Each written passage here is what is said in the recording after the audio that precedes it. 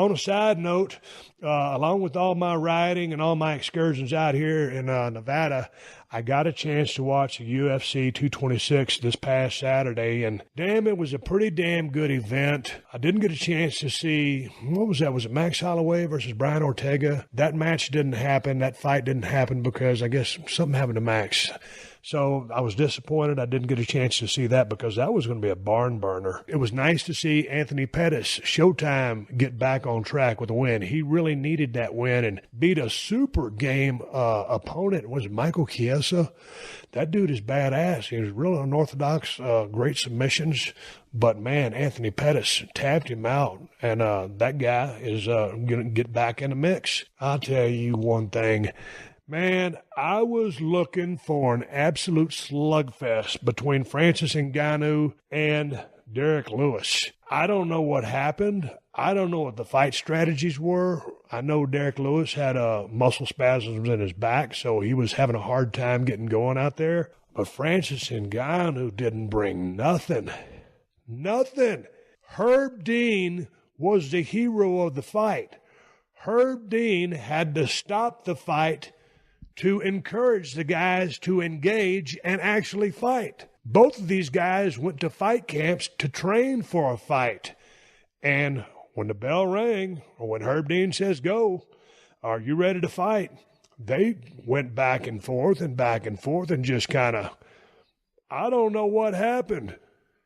Derek Lewis won a unanimous decision over Francis Ngannou.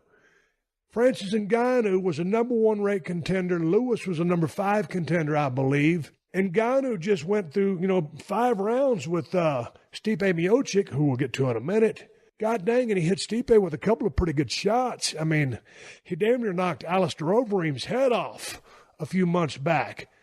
Then he goes out there with Derek Lewis, who is really heavy-handed, is really a hard puncher, and did not engage.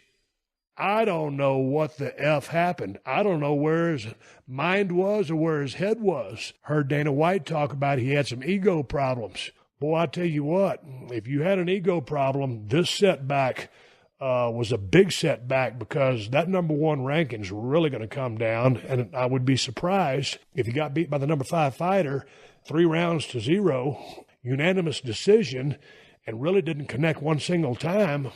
I doubt he's going to stay in the top 10. There's too many game guys out there that want to fight that deserve to be in that top 10. Man, that's a UFC. It's a premier fight organization in the world. That dude is very, very dangerous on his feet. So I don't know what happened, but it was extremely disappointing. Extremely disappointing. Man, I tell you what, Anthony Pettis, Showtime is back in the win column. He needed a big win. He got a big win against Michael Chiesa, and that dude's super dangerous, man. What a potential superstar this guy's going to be. But I tell you what, man, Showtime came out there and, man, submitted that guy on the ground. It was crazy. So he needed that win. He got a win. It was a badass fight for as long as it lasted.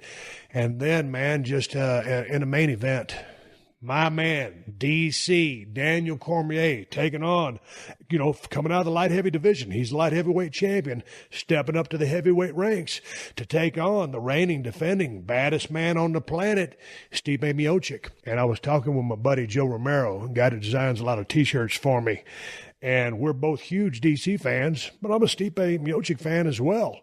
And I called Joe up and I said, man, both guys are extremely smart fighters. I said, this is going to be a clinic, and we'll see, that wrestling background that DC has. We'll see what he's able to do with Stipe Miocic, who's just a bad stick of wood and hits hard. He does everything well. He trains hard, keeps a level head. And I called Joe up and I said, dude, I'm feeling DC on this thing. And he goes, you do?